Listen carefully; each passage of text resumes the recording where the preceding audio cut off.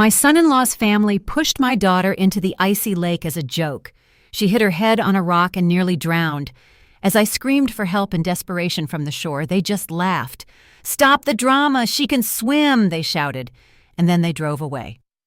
As the ambulance crew loaded her up, I called my older brother and whispered, "They're heading home now. Do what you do best." Before we begin, if you enjoy stories like this, please subscribe to this channel, Clara's Stories, and like this video. Write in the comments what country you are watching us from. I'm very curious to know. Enjoy listening, the start of the story. The air that day at the Van Doren's lake house on Lake Tahoe smelled of pine needles and fear. To everyone else, it probably just smelled of pine and the smoke from the grill that had long since cooled. But I always caught that second, bitter undertone. I sat on a wicker chair on the porch, a little separate from the big table, and watched my daughter, my Lena. She moved around, pouring aged scotch for her husband, Preston, and his father, Garrett, and laughing at their clumsy jokes.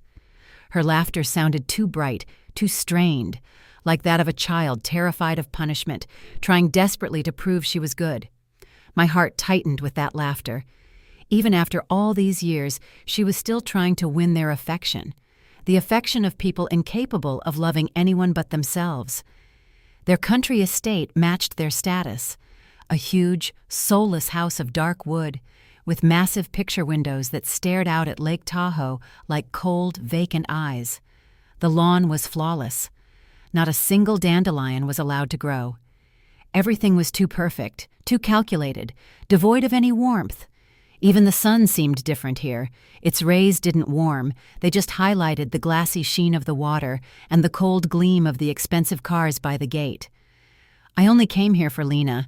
Every time she would talk me into it. "Mom, please come. They want to see the whole family. It's important to them." I knew in my heart it was important to her. She wanted to believe she had a real, strong family. But looking at Garrett's self-satisfied face and Preston's perpetually mocking eyes, all I saw was a beautiful facade hiding rot. Garrett and Preston had been drinking heavily. Their forced merriment gave way to uninhibited aggression. They talked loudly, gesticulated wildly, and every movement they made radiated a feeling of absolute impunity. They were the masters of this place, the masters of their lives, and Lena was just another beautiful object in their collection.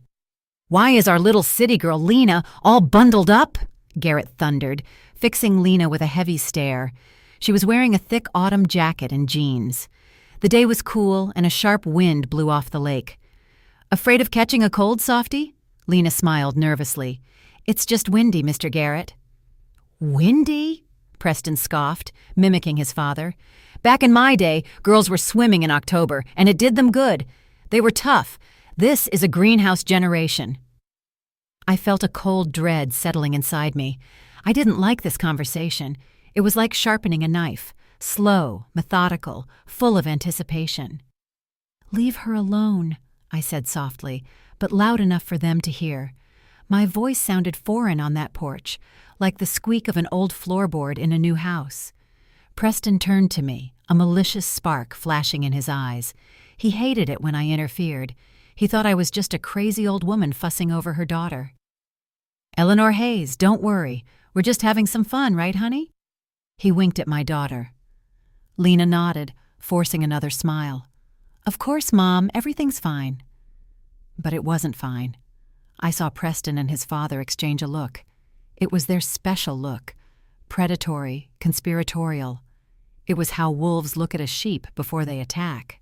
"Well, let's test how tough you are," Garrett suddenly declared, rising from the table. His massive frame cast a long shadow. "Preston, help me. We'll escort our Lena down to the water for a little dip." "What are you doing?" I stood up too. My heart beat fast, like a trapped bird. "Garrett, stop it. This isn't funny." But they didn't hear me anymore. They grabbed Lena by the arms. She gasped in surprise, more from shock than fear. She still thought it was a game. "Preston, no, Daddy, let me go," she stammered, trying to pull away, but her laugh only morphed into a nervous giggle. She didn't want to spoil the mood or appear weak. They dragged her across the lawn toward the wooden pier. I hurried after them, "Stop right now, you're drunk. You don't know what you're doing." They ignored me. I was air to them, an annoying buzz. They hauled her to the very end of the pier, which jutted out over the dark, icy water. The lake looked black and bottomless. "Go on, city girl. Show us what you've got," Preston snarled. "No, please don't," Lena screamed. At that moment, she finally understood. She understood it wasn't a joke. Her voice held genuine horror. I ran towards them, trying to pull Preston away, but he shoved me roughly aside. I stumbled, nearly falling, and in that instant, with one last smug laugh, they pushed her. It all happened in a blink. My daughter's body, heavy with soaked clothing, vanished beneath the surface with a dull splash. Only dark ripples and a few air bubbles remained. Silence. 1 second. 2. 3. A silence that roared louder in my ears than any scream. Then they burst into loud, booming laughter, as if they had just witnessed a brilliant comedy. "That'll wake her up," Garrett said, wiping tears of laughter from his eyes. But Lena didn't resurface. I stood frozen, staring at the black water. My own scream was trapped in my throat. Finally, she came up, just for a moment. I saw her pale, distorted face. A thin trail of blood ran down her temple, dark, almost black on her wet skin. Her eyes were empty, unfocused. She didn't scream, didn't thrash, she just stared into nothing. Then her body went limp again and began to sink slowly. That was when I finally screamed.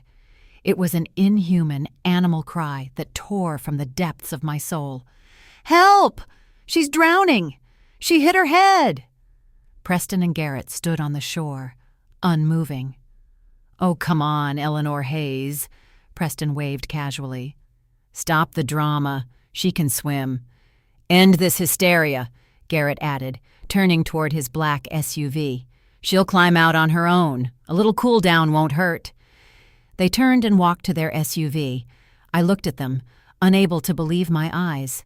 They were simply leaving her there in the icy water. I screamed again, my voice cracking. "Where are you going? Come back! She's dying!" The car doors slammed shut. The engine roared to life. Preston stuck his head out the window and, still grinning, yelled, "Don't ruin our evening, mother-in-law. See you at home."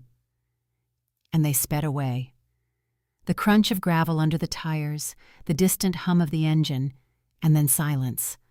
Only the lapping of the water and my desperate, helpless scream dying in the cold evening air above the black, indifferent lake. I stared at the water, and the scream froze in my throat. It turned into an icy knot that pressed down on my lungs, making it hard to breathe. The world narrowed to that dark spot on the lake's surface and the spreading ripples. The panic that had just been tearing me apart suddenly condensed, solidifying into something else, hard and heavy. It sank to the bottom of my soul, replaced by a shrill, unnatural emptiness. In that emptiness, I heard a distant sound, the put-put of a boat motor. I turned my head. Behind the reeds, about 100 yards from the shore, a small inflatable boat was moving slowly. A man in a faded camouflage jacket sat inside. A fisherman. I didn't scream again. I had no voice. I simply raised my hand and pointed to the spot where my daughter had disappeared underwater. The man in the boat didn't understand at first, but then he must have recognized my face. Something about my stillness, my frozen gesture, told him more than any scream could have. He turned the boat sharply. The motor howled, and the boat shot toward the pier, leaving a foamy trail behind it. He was there a minute later. "What happened?" he shouted. His face was weathered and serious. I couldn't answer. I just pointed at the water again. "There, man." I finally managed to nod. He asked no more questions. He cut the engine, grabbed a boat hook, and began peering into the dark depths. I stood there watching him work. Every movement was precise, deliberate. He knew this lake. He knew what to do. And I, who had lived so many years, who had endured so much, was in that moment as helpless as a newborn kitten. He hooked her jacket with the boat hook. I saw a flash of light fabric underwater. He leaned over the edge, risking falling in himself, and pulled her up with incredible effort. As he hauled her into the boat, I saw her face. Blue, lifeless. In that moment, the ice inside me broke, but it didn't melt. It shattered into 1,000 sharp shards. I pulled out my cell phone. My fingers wouldn't obey, but I forced them to dial 911, 911. Ambulance. I spoke calmly and clearly to the operator, giving the address of the vacation community and directions to the lake. I wasn't crying.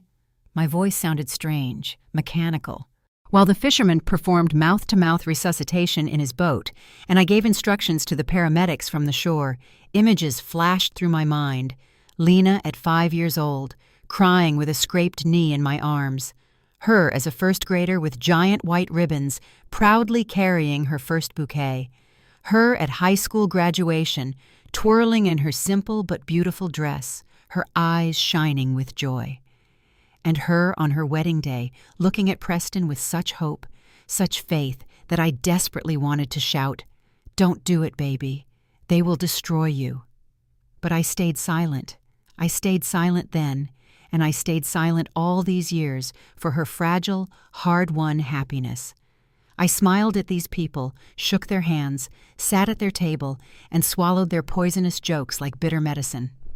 I thought that was my sacrifice, a sacrifice for her family. What a fool I was. The ambulance arrived quickly. Medics ran out with a stretcher. They surrounded Lena, connecting her to monitors and covering her with a rescue blanket. I heard snippets of sentences. Pulse is weak, severe hypothermia, head trauma. They worked together, coordinated and fast, like a single mechanism. The fisherman stood nearby, kneading his cap in his hands. He wanted to say something, but I just looked at him and nodded, and he understood. He turned silently and walked back to his boat. I watched the flurry of medics, the flashing lights of the ambulance reflecting in the still water of the lake. And in that moment, I knew the old life was over. The life where I was just a mother-in-law, just a quiet, retired librarian whom no one took seriously.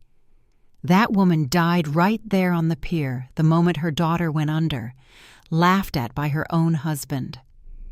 I pulled out my phone again. My fingers no longer trembled with shock. Now they trembled with something else. A cold, pure rage, like distilled water, fueled by a decision already made. I scrolled through my address book, names, and there he was. A single name, Isaac. I hadn't called that number in over 10 years, not since he destroyed the career of a very influential man and was practically blacklisted from his own profession. We had fought hard back then. I didn't accept his methods, his obsession, his ruthlessness. And now that was exactly what I needed. I pressed call. It rang for a long time. I was sure he wouldn't answer or had changed his number. But on the fourth ring, his deep, smoky voice came on. "Yeah, who is it?" He didn't recognize my number. "Isaac, it's me." My voice was quiet, almost a whisper. I didn't want the medics to hear me. This wasn't their conversation. Silence fell on the other end, a long, heavy silence. I could almost physically feel him straighten up, the gears in his brain beginning to turn. He didn't ask what happened. He never wasted time on unnecessary questions. "I'm listening, Eleanor," he finally said. I looked at the road where the Van Dorens had driven away 10 minutes earlier. They were probably already nearing the city, likely with music playing, laughing, and looking forward to a cozy evening at home. They didn't know yet that their cozy world was already cracking.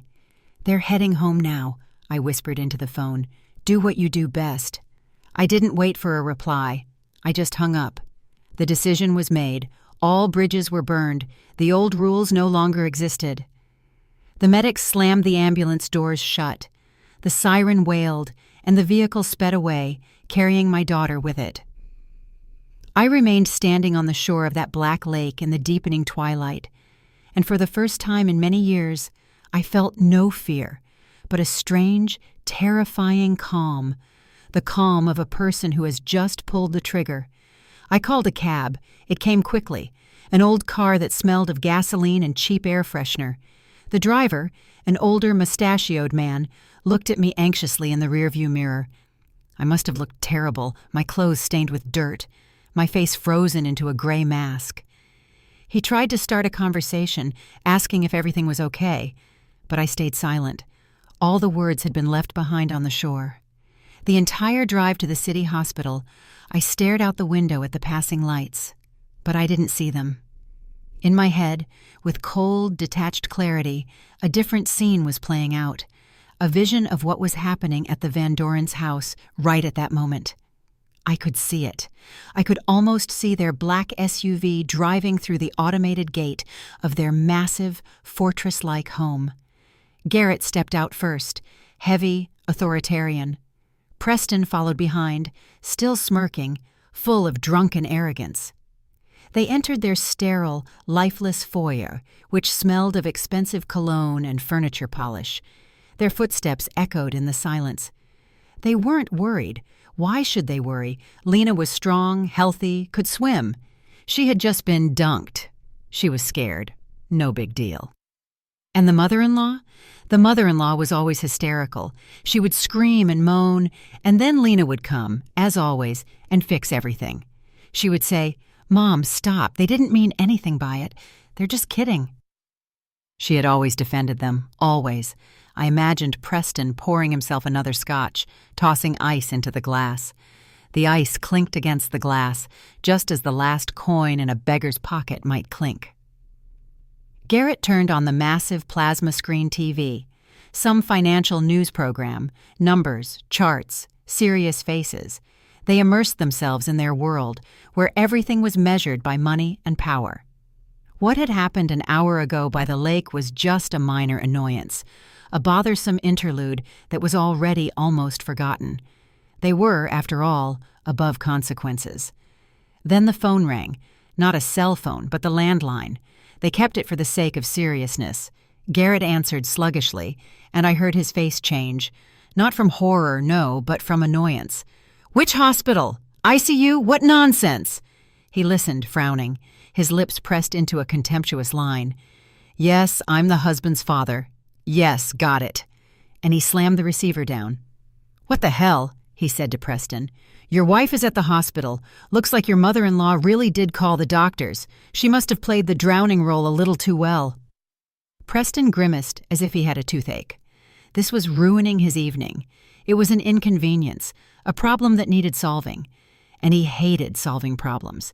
He loved creating them. The alcohol had already worn off a bit, leaving a dull headache and a sticky feeling of anger. He picked up his cell phone, found the number for my sweetheart, and called. I was sitting in the icy corridor of the emergency room when her phone vibrated in my jacket pocket. I took it out. The screen lit up with my sweetheart. What cruel irony. I stared at the words for a few seconds, then swiped the screen and held the phone to my ear. "Hello?" Preston said. In his voice there was no fear or remorse, only tired irritation. "Sweetheart, where are you? What did your mother pull now? They called my dad and scared him." I remained silent. I let him talk. "Sweetheart, are you listening to me? Stop sulking. Come home. Look, we got carried away. It happens." Then I answered. My voice was calm and quiet, like the surface of the lake after they had left. "She is alive." Silence fell on the other end. He hadn't expected to hear me. "Eleanor Hayes. Where is Lena? Put her on the phone. Come here, I need to—" "Don't come here," I said, just as quietly, and hung up. I sat on the hard hospital bench, looking at the dingy walls and inhaling the scent of bleach and unfamiliar suffering. An hour passed, then another. The doctor came out, young with tired eyes. He said the condition was serious but stable. Concussion, hypothermia, water in her lungs. But she would live. She would live. Those words brought me no relief. They brought me certainty. The certainty that I was doing everything right. They allowed me to see her for 5 minutes. She lay there, surrounded by cables, pale, tiny, in a huge hospital bed, connected to machines that breathed and lived for her. She had a bandage around her head, beneath which a dark red stain was visible. I looked at her and felt nothing but a cold, leaden heaviness. The love hadn't disappeared. It had merely receded, giving way to something older and more terrifying. An instinct, the instinct to protect one's young at any cost. When I returned to the corridor, a surprise awaited me. A young nurse called to me, "Ms. Hayes, you have a delivery." She pointed to a vase containing an arrangement. No, not an arrangement. A huge, monstrous composition of white lilies. Their heavy, sweet smell, the scent of a funeral, filled the entire corridor. A white envelope was tucked between the flowers. I knew who it was from. I walked over and took the envelope. Inside, on expensive, embossed paper, one sentence was written in calligraphic script. "My dear, let's not let your mother's theatrics spoil our fun." I read it, then read it again. Not a single muscle moved in my face. I folded the note neatly and put it in my pocket with Lena's cell phone. This note wasn't an apology, it was a declaration of war. They not only regretted nothing, but they didn't even understand what had happened. They still thought it was a game, a performance staged by me. They still saw themselves as the directors. They didn't know that I had already changed the script, and in my version of this play, entirely different roles were cast for them. I turned to the nurse. "Please throw these away," I said, nodding toward the lilies. "My daughter is allergic to them." The nurse looked at me, confused, then at the luxurious flowers, then back at me. Pity and incomprehension mixed in her gaze. She probably thought I was insane with grief. She nodded and walked away, and I was left in the corridor which, without that screaming white spot, now seemed even grayer and more faceless. I spent the night at the hospital on a hard chair outside the ICU door. I didn't sleep. I stared at the white door, behind which my daughter was fighting for her life, and I planned. But these weren't the thoughts a mother usually has in such a situation. I didn't pray, didn't cry, didn't replay the events in my mind. I plotted. I knew Isaac was already working. I knew my brother. My short phone call was not just a plea for him, but a signal he had been waiting for all those years of obscurity without knowing it. Isaac was like a hound dog that had been chained up for too long. In the past, he had been the best investigative journalist in the country. He saw through people, sniffed out lies like a predator smells blood. He knew how to find threads that others wouldn't even dare to pull. But his methods were too harsh, too reckless for the glossy world of major journalism. He didn't play by the rules. He cut open sores without caring who he splattered with the pus. And one day, he touched the wrong man. His career was destroyed. He was fired, lost his press credentials, became an outcast. He retreated underground, scraping by with small freelance jobs, writing under pseudonyms, but he hadn't lost his edge. I knew that, and I also knew where he would start. He wouldn't dig in the present. That was too trivial for him. Arguments, drunken outbursts, family squabbles. That wasn't his level. Isaac always looked for the root, the cause. He would dive into the past of Garrett Van Doren. The morning brought the smell of hospital coffee and good news. Lena was moved to a regular room. She was conscious again. The doctor said it was a miracle. I knew it wasn't a miracle. It was her will to live. My girl had always been a fighter. She had just been fighting on the wrong side for too long. I walked in. She lay there, her head turned to the window. She was very weak, barely speaking. "Mom," she whispered. I took her hand.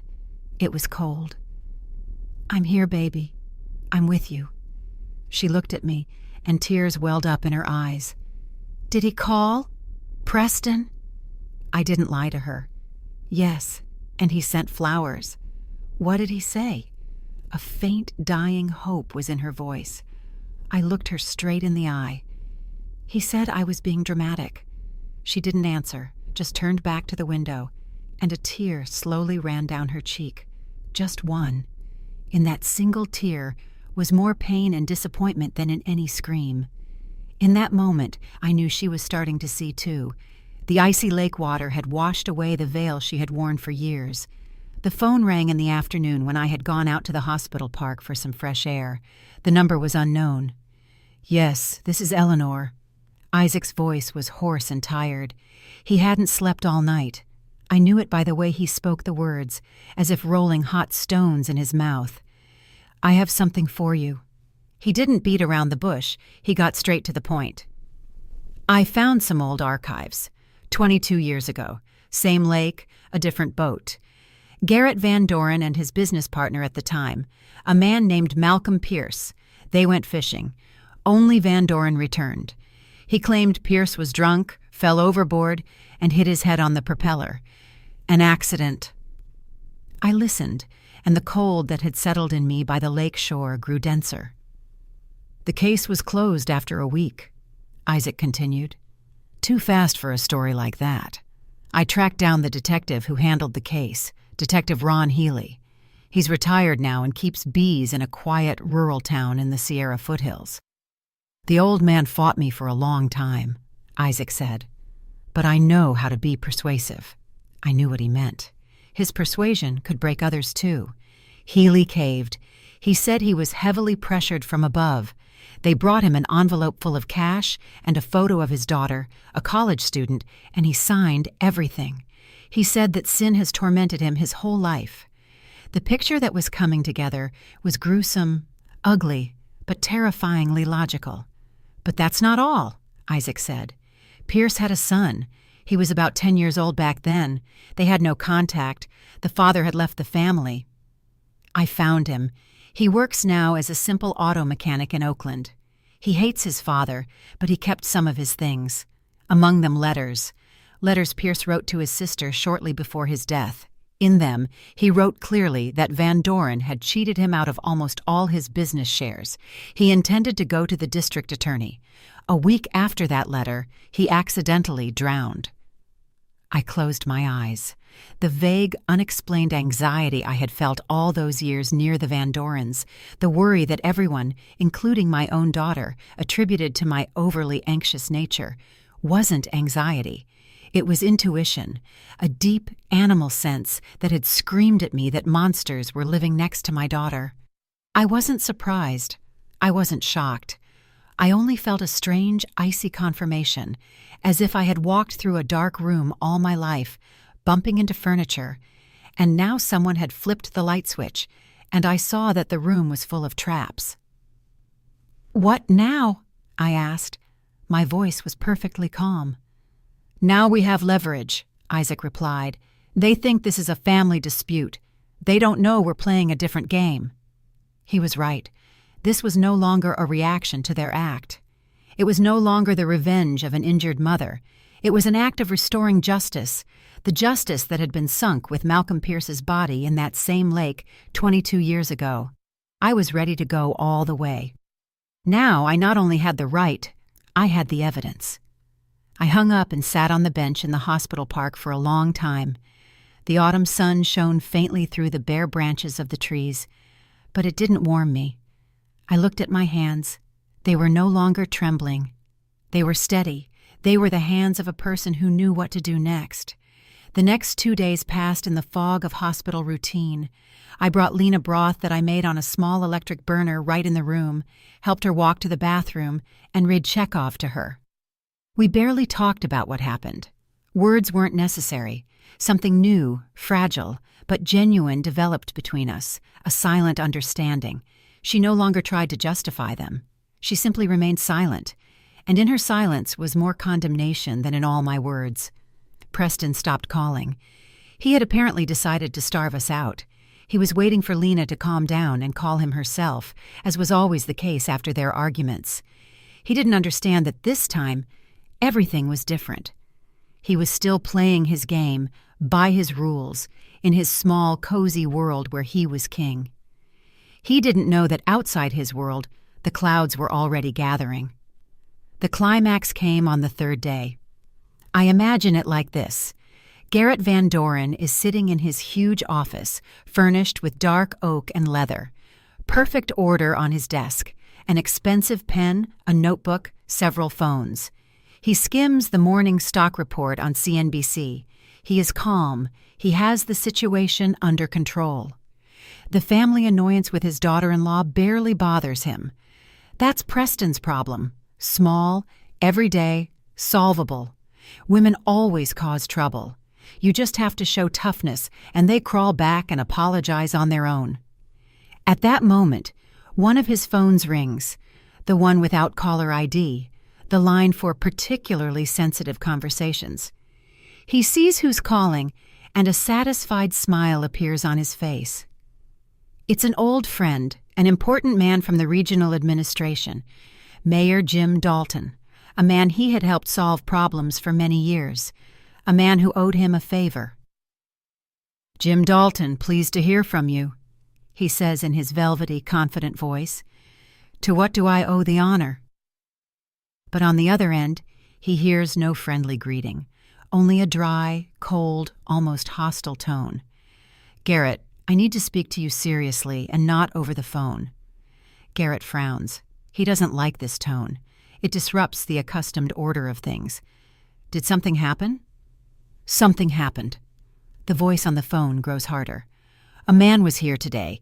He claimed to be a journalist, though he looked more like a district attorney, very persistent." Internally, something constricts in Garrett for the first time, a cold, unpleasant lump. "And what did he want?" he asks, trying to keep his voice indifferent. He wanted to talk about that 22-year-old case, the case of a certain Malcolm Pierce. He asked very unpleasant questions about the boat, about the money, about your argument with him the night before he died. He knew details that only 3 people could have known. You, me, and the deceased, Detective Healy. The office, which a minute ago seemed like a bastion of his power and stability, suddenly begins to narrow. The air grows thin. He remains silent. "Garrett," Jim Dalton continues, and there is no hint of old friendship in his voice, only steel. "I covered this story up once. I will not do it a second time. My reputation is more important to me. I advise you to solve this problem quickly and make sure my name doesn't show up in it again. Ever. Do you understand me?" And he hangs up. Garrett Van Doren sits in silence. The stock report on the monitor appears to be a senseless jumble of numbers. He looks at his hands, the same hands that pushed my daughter into the icy water, and for the first time in many years, he feels them begin to sweat. He doesn't immediately understand. His brain, accustomed to direct threats, tax audits, hostile takeovers, can't reconcile the facts. Some journalist, an old case, what was the connection? He calls Preston. Preston stumbles into the office, relaxed, with a slight residual scent of alcohol. He spent the morning at the gym and then at a bar. He's still waiting for a call from Lena. "What's wrong?" he asks sluggishly. Garrett looks at his son, stares long and searchingly, and in his empty, self-satisfied eyes, he suddenly sees not his heir, but the source of all his problems. "Your mother-in-law," he says slowly, deliberately. "Did she say something? Threaten us?" Preston grins. "The mother-in-law? What's she gonna do? She'll cry, complain to her Lena. That's it." "Did she call anyone after it happened?" Preston thinks it over. "I don't think so. She stood there on the shore like a statue. She was yelling something, but I didn't listen." And then it slowly dawns on Garrett, like poison entering the bloodstream.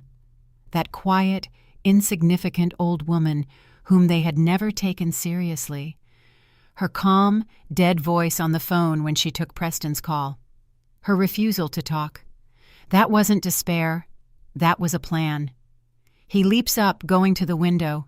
His world, so solid, so unshakable, built on money, contacts, and other people's fear, begins to wobble. He understands that this wasn't about a family dispute, and not even about a drowned daughter-in-law. It was about what happened 22 years ago on the same lake. Someone had dug up the grave he had so carefully cemented over, and he knows who did it. Not her herself, of course. She just pressed the button. She pulled the cord. The call she made from the shore wasn't to the ambulance or the police. It was the call to the executioner. "She has a brother," he says dully, more to himself than to Preston. "Isaac Hayes, journalist. Ex-journalist, rather. I'd completely forgotten about him." Preston looks at his father, confused. He doesn't grasp the scale of the catastrophe. He's still thinking about his wife, the inconvenience, the ruined evening. But Garrett has already understood everything.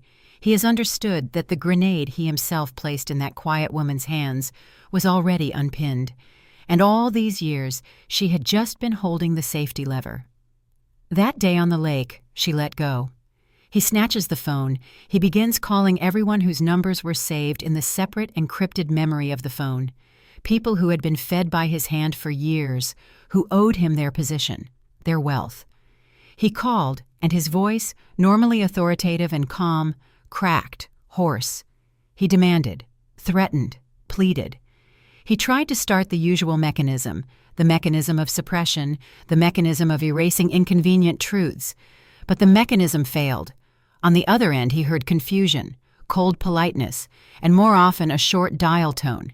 His world no longer obeyed him. The people who had laughed ingratiatingly at his jokes yesterday now pretended not to recognize his voice. The ship had sprung a leak, and the rats were the first to feel it. They didn't just run. They tore up the ropes that tied them to him so he wouldn't drag them down to the depths. Preston stood pale and bewildered in the middle of the office. For the first time, he saw his father, this monolith, this unshakable titan, so out of control.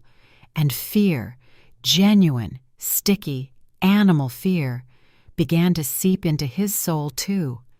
He suddenly understood that the joke at the lake was more than just cruel play. It was the trigger for something terrifying, the full scope of which he couldn't yet grasp. I didn't see any of this. I didn't need to. I knew it was happening. I felt it from a distance, just as one feels the approach of a thunderstorm through the change in air pressure. But I felt no gloating. I felt no satisfaction. I only felt a cold, detached calm. The process had been set in motion, and now it was running its course, obeying its own relentless laws. That day, Lena was significantly better.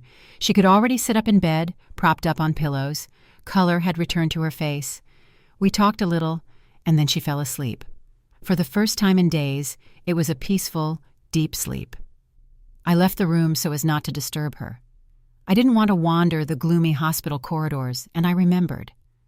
I remembered that on the ground floor in the old wing, there was a library, a small room, forgotten by everyone, that almost no one entered. I had worked as a librarian for 40 years. That was my world, a world where everything is ordered, where every book has its place, where silence and wisdom reign. I found it. A door with an old peeling sign, library. I stepped inside. The room was small, dusty, with a high vaulted ceiling. It smelled of old paper and oblivion. Shelves full of books lined the walls. On a large table in the center, piles of books were stacked, books that someone had borrowed at some point, but never returned to their proper place. Chaos reigned, and I began to work, not because someone had asked me to, but because I needed to. It was the only thing I could do at that moment to preserve my own spiritual balance. I started sorting the books on the table.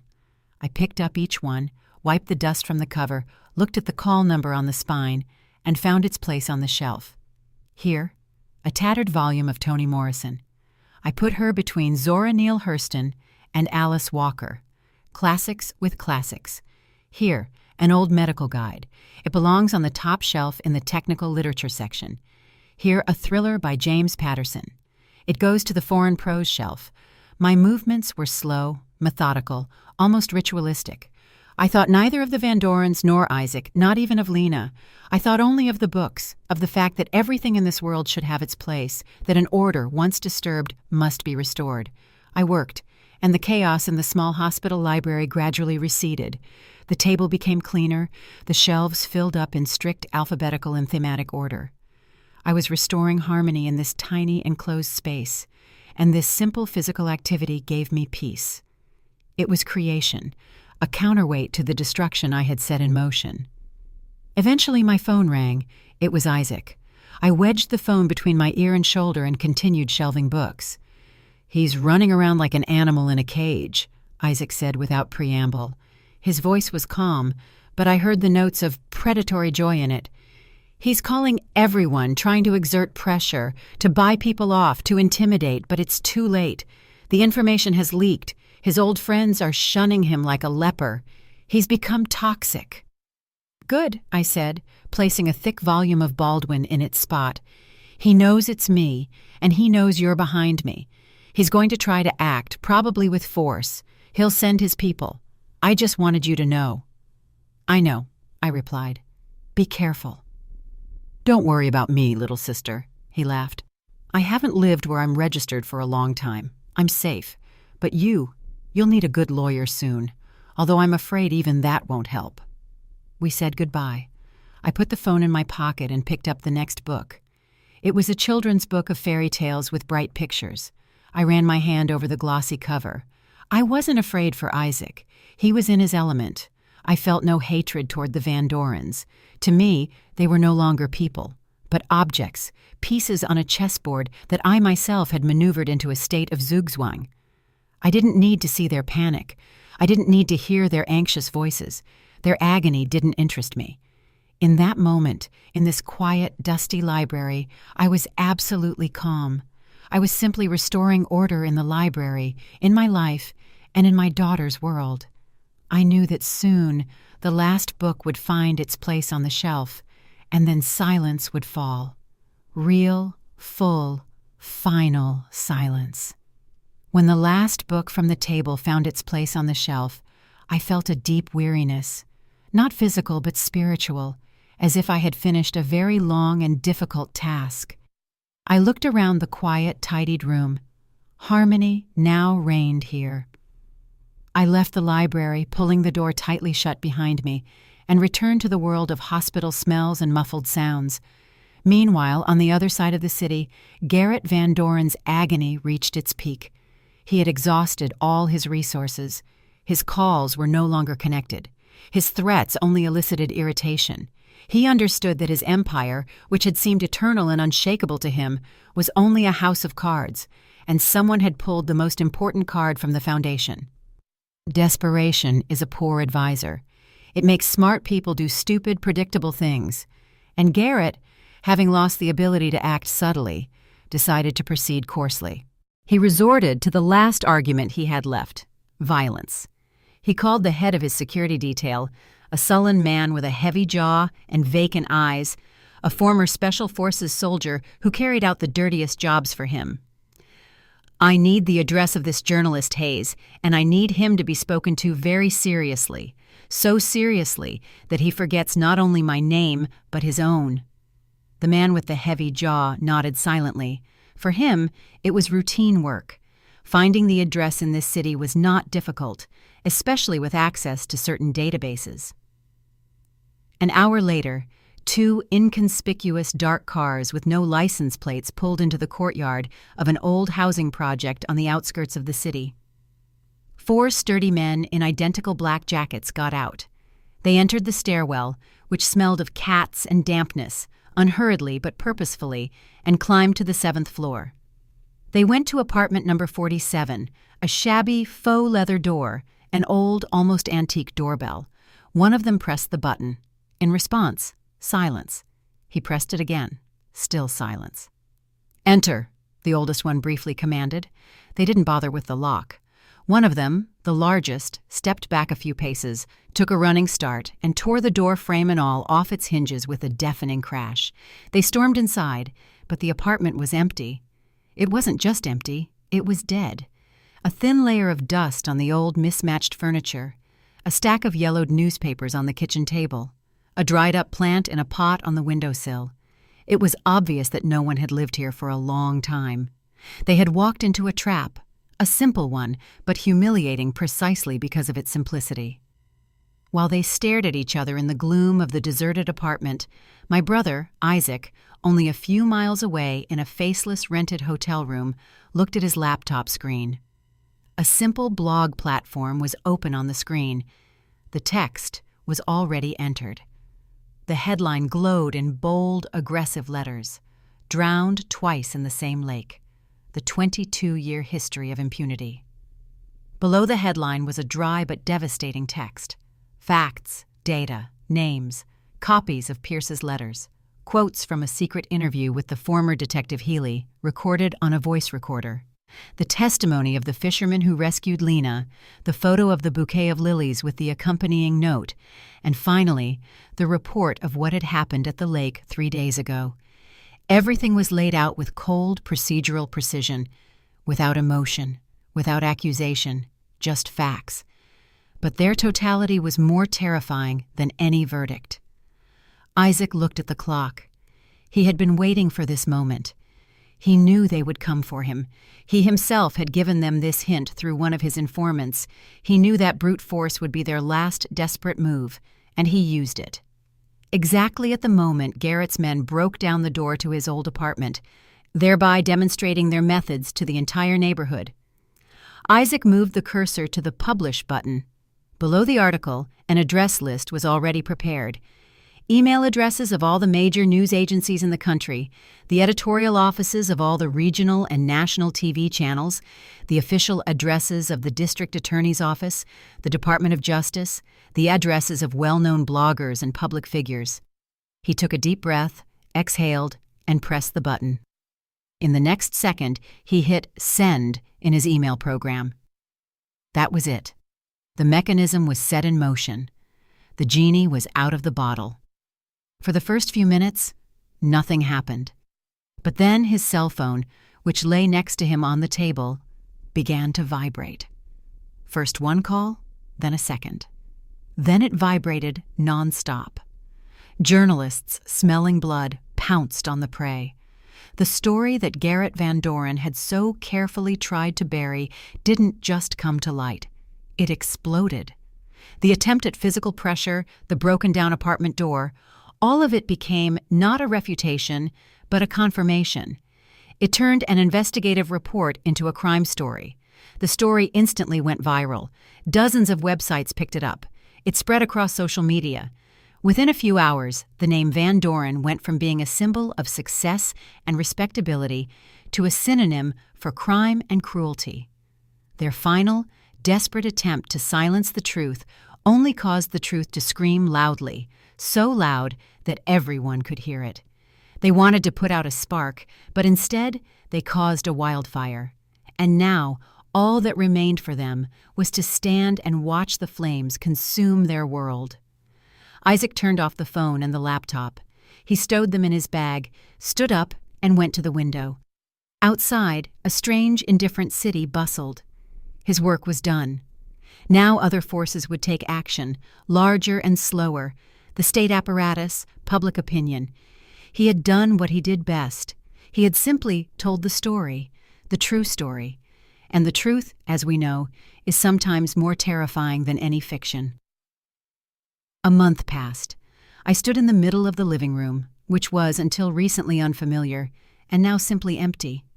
The air smelled of cardboard, dust, and departure.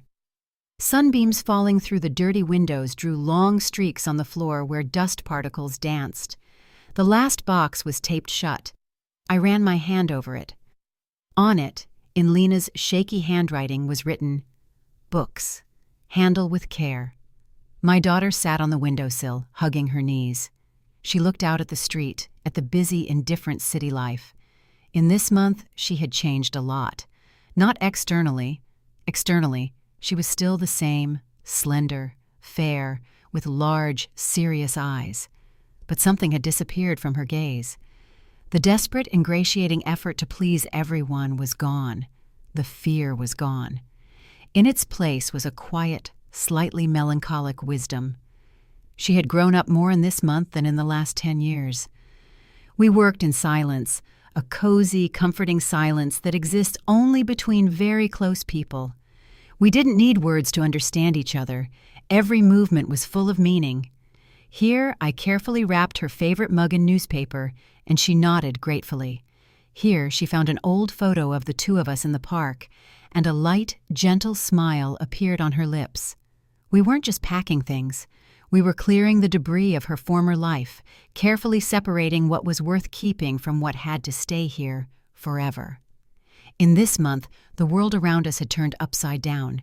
The story published by Isaac had the effect of a bomb. A criminal case was initiated. First, one for the attempted murder of Lena. Then, after the testimonies of the old detective and Pierce's son, the old case from 22 years ago was also reopened. Garrett and Preston were arrested. Their faces, confused, disbelieving, were shown on all the television channels. Their business empire collapsed. Partners turned away. Accounts were frozen. Their world, built on fear and money, crumbled to dust. We didn't follow it closely. We didn't read the news, didn't watch the talk shows discussing their case. We didn't need to. Our war ended the day Isaac pressed the publish button. Everything else was just the consequence. We were only interested in our own small, quiet life. Lena filed for divorce. It was her decision, made firmly, calmly, without tears or hysteria. Preston tried to write her long letters from jail, full of remorse and love. He suddenly remembered how much he loved her, how much he needed her. Lena read these letters and then silently tore them into small pieces. She no longer believed in words. The icy water of the lake had taught her to believe only in actions. And now, the last box was taped shut. The chapter of that life was closed. Lena jumped off the windowsill and came over to me. She looked around the empty walls, the bare floor. Nothing connected her to this place anymore. "Where are we going now?" she asked. Her voice was quiet, a little uncertain, like that of a person who has wandered in the dark for a long time and suddenly stepped into the light. I silently pulled the keys from my pocket. Old, familiar keys with a small silver book charm she had given me many years ago. "I bought back our old apartment," I said simply. "The 2-bedroom near the public library. Remember?" She looked at me, and her eyes widened. Surprise flashed across them, then a warm, silent joy. The apartment, small, 2 rooms in the old brick building, the creaking hardwood floors, the high ceiling, the huge window in her room that looked out onto a quiet green courtyard. That was the place where she grew up, the place where we had been happy. I had sold it when Lena got married to help them with the down payment on this big, empty house. I had regretted it all these years, and now I had our home back. I put the keys in her palm. "We'll have to renovate, but the walls are standing, and so are our stories. I think we have an unfinished story there. It's time to write the ending." She squeezed the keys in her hand, and for the first time in a long time, I saw a genuine, sincere smile on her face. Not a forced one, not a strained one, but her own. "Yes, Mom," she said. "It's time." We left the apartment without looking back. I closed the door behind us and left the key in the lock. We didn't need it anymore. We walked down the stairs. Outside, a moving truck and my old taxi were waiting. I got behind the wheel. Lena took the seat next to me. We drove through the city, illuminated by the evening sun. I looked at the road, and for the first time in many years, I felt no fear of the future. I knew we would make it. My freedom wasn't that my enemies were punished, nor that I was finally believed. My true freedom was sitting next to me now. She was looking out the window at the passing houses, and the evening sky was reflected in her eyes. Freedom is the safety of my child and the quiet, simple possibility of starting over. In the small apartment near the library, where unfinished stories and unread books are waiting for their moment. And we had time ahead of us, a whole life to read them all. This concludes the story of Eleanor, a story about quiet strength, a mother's love, and justice that sometimes comes not through loud court proceedings, but through a single phone call. This narrative prompts reflection. Where is the line between revenge and restoring order, between forgiveness and impunity? Eleanor didn't scream or plead with the consciences of those who had none. She chose a different path, a cold, calculated one, and as it turned out, the only correct one. What do you think? Did she act correctly? Could she have acted differently, trusting a system that had already failed once? Or is her action the only possible response to absolute evil hiding behind a mask of respectability? This choice is not just a plot twist. It is a profound moral question to which everyone will likely have their own answer. I would be very interested to know exactly what you think about it. Perhaps you have more questions about the fate of one of the characters, or certain moments in the story particularly piqued your curiosity. What do you think awaits Garrett and Preston in the future? Can Lena build a new life, free from the shadows of the past? Or perhaps you'd like to share your thoughts on what Eleanor herself felt during the key moments of this drama. Write everything in the comments below.